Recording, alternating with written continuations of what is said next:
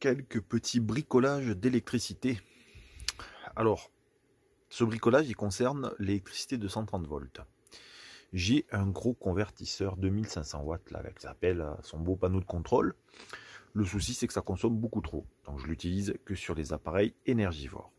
J'ai installé récemment un petit convertisseur de 130 volts pur sinus, toujours en 300 watts, qui fait largement le job, consomme beaucoup moins et me simplifie grandement la consommation électrique et la vie dans le fourgon. Le souci, c'est qu'il n'a pas d'interrupteur comme le gros. Et du coup, j'ai dû m'orienter sur une solution électrique un peu particulière que je ne connaissais pas vraiment. Je vous montre ça. Je vous montre tout ça. Ça se passe par ici, sous mon lit, sur le coin électrique. C'est là où j'ai tout installé. Et comme vous voyez, les deux convertisseurs que je vous ai mentionnés, l'énorme convertisseur du bas là, c'est le 2500 watts pur sinus. Mais le petit, celui que j'utilise au quotidien, c'est le haut. C'est celui du haut, le 300 watts, pur sinus aussi. Et le problème, comme vous voyez, c'est qu'il n'a pas de bouton de commande et je suis obligé de venir me faufiler sous le lit à chaque fois, là, lever la table et activer son interrupteur là-bas derrière. Et donc du coup, cette solution électrique dont je vais vous parler, c'est ça, c'est d'installer un relais. C'est très utilisé dans les voitures en fait, hein, pour déporter les commandes. Et ça, c'est un relais qui soutient 60 ampères, donc largement suffisant pour mon petit convertisseur pur sinus. Il permet de l'alimenter tout en lui mettant un interrupteur, un petit interrupteur qui va venir donc contrôler l'allumage et l'extinction du convertisseur. Démonstration en direct, hop, alors ça c'est un interrupteur temporaire, comme vous voyez c'est câblé en temporaire, mais c'est fonctionnel. Hop, j'active, l'électroaimant du relais s'active, et là-bas on va avoir l'électricité qui a démarré. Voilà.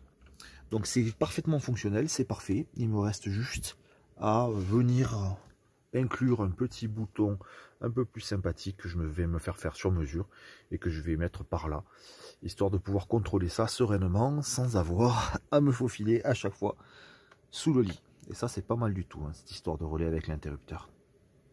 Voilà, j'ai donc décidé d'acheter un interrupteur un peu plus sympathique que celui que j'ai mis pour le test, pour l'installation de départ.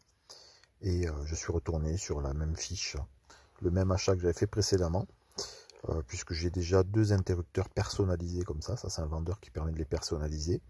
Je les ai personnalisés avec un logo pour ma pompe à eau et un autre pour le klaxon.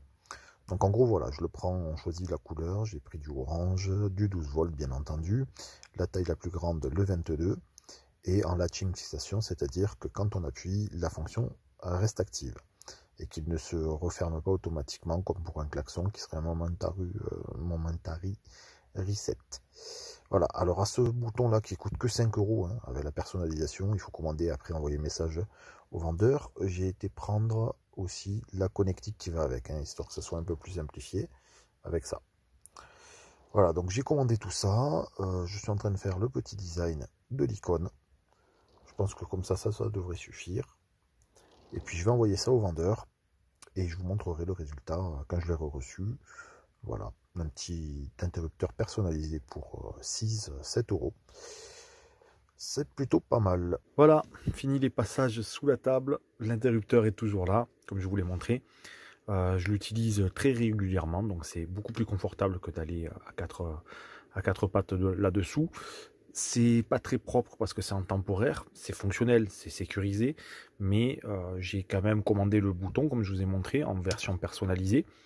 Et une fois que j'aurai reçu cet interrupteur, je pense que ça va prendre encore 2 semaines, je vais l'installer par ici. Je vais faire un petit trou ici et ça fera dans la continuité un nouveau bouton qui me permettra donc d'activer au besoin de manière beaucoup plus propre.